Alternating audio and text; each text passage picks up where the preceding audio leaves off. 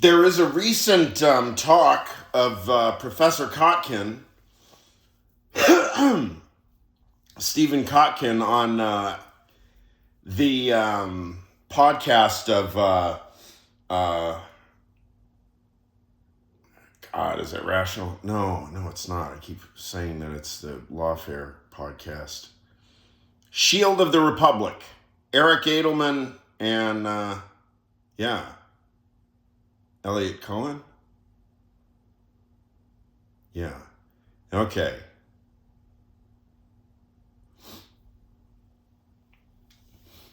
Now, it was a discussion on events in Iran, current events in Iran. And Professor Kotkin was making a remark about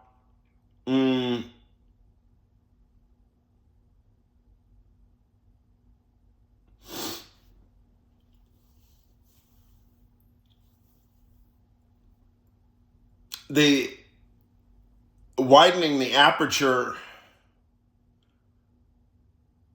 of political alternatives was the phrase. Widening in the aperture of political alternatives.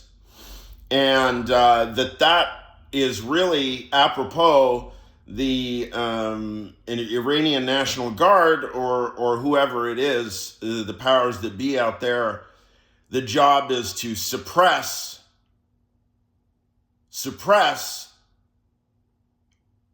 the availability of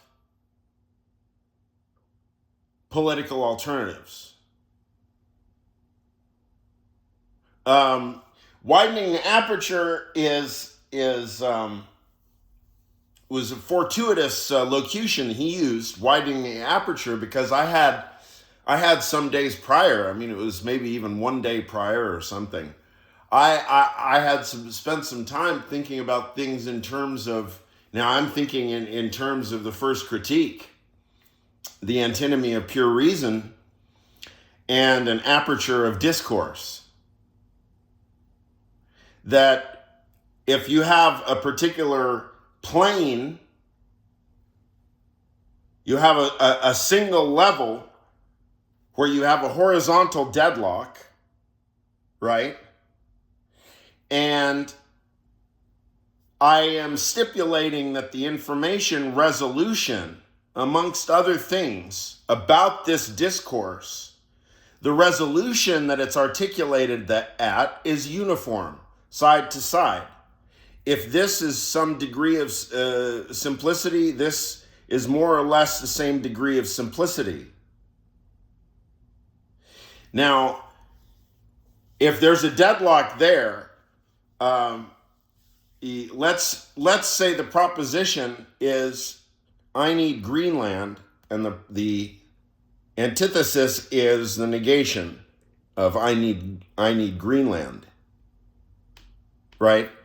Now, if we keep the resolution, if the aperture of discourse is turned to a particular setting, we can only scrutinize the deadlock in the terms that it's presented. In the terms of, the simplistic terms of who it was that uttered, I need Greenland, right? What they've been doing.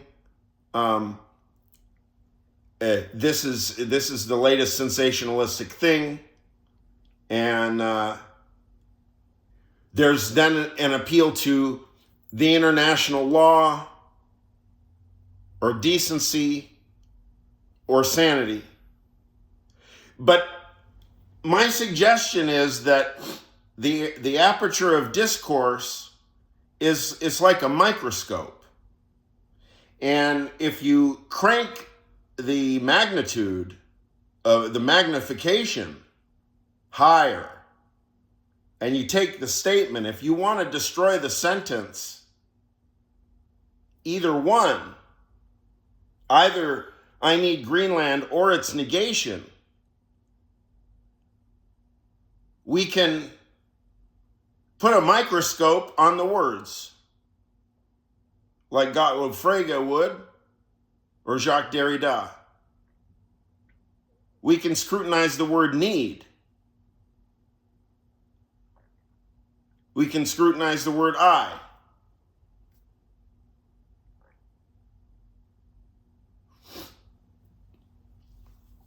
I was saying earlier, the word need in that sentence, because I used that example before, the word need in that sentence does all of the controversial work, most of it.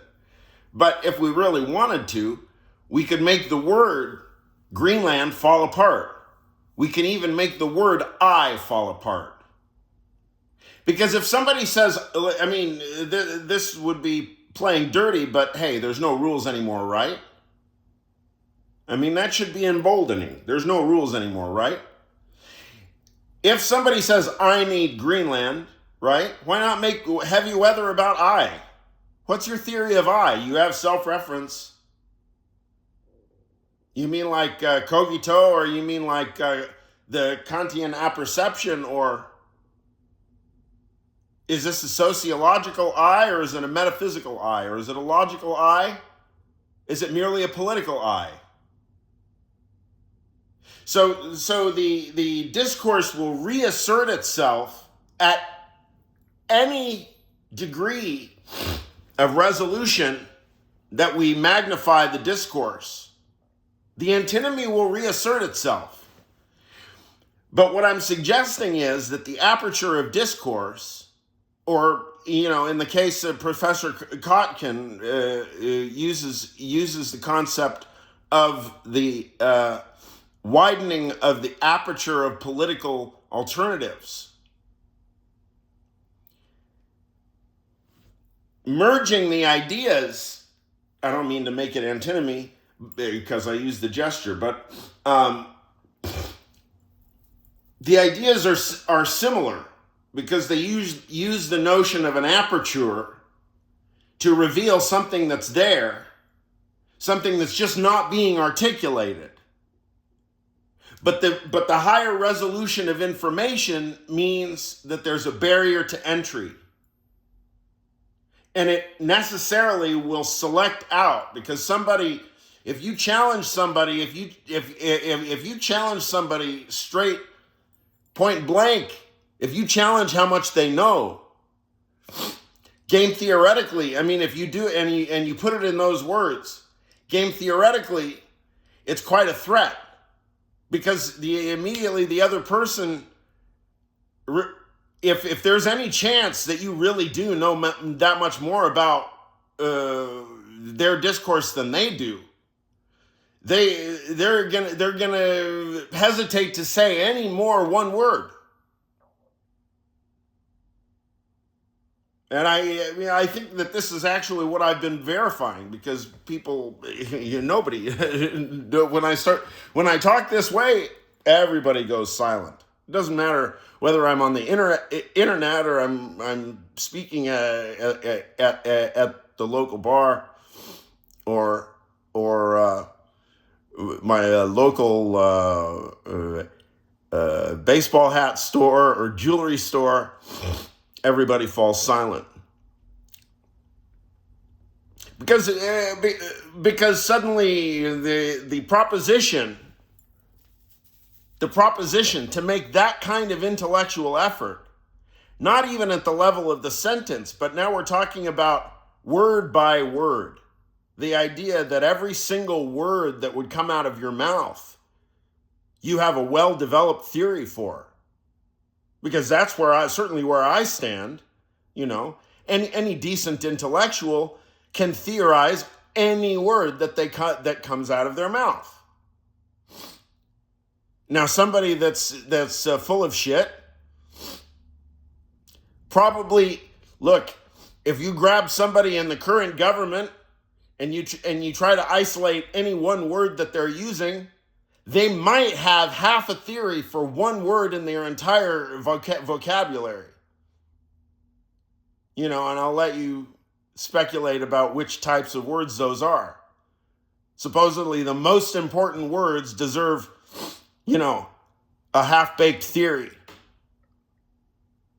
a half-baked theory that maybe they will only partially remember because they don't generate it in real time.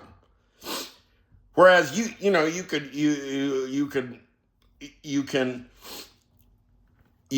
can lock somebody like myself to any note of their discourse, and we can unfold the entire basis of our whole way of speaking from any particular character, of any particular word, of any particular sentence we use. I mean, that's what it means to be a thought leader, right? I mean, and I'm jack shit. I'm not even a leader. I'm half baked, half crazy, whatever. No, nobody. I have no street cred, whatever, right? But I know how much I know, and I know how much my teachers know, which is a fuck ton more than me, right? The aperture of discourse, the aperture of political alternatives. Sounds good to me.